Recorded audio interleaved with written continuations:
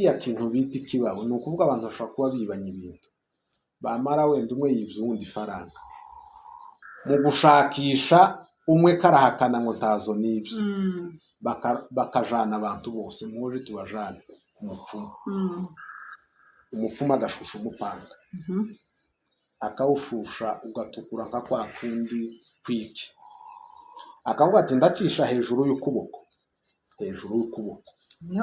niho ncisha umuntu utatwaye ifaranga tikimufata ariko uwatwaye ifaranga arafatwa kuko wa wundi wazitwaye kera iwe kera yafatwa kuko azi ko wa mupanga ari cyo ukora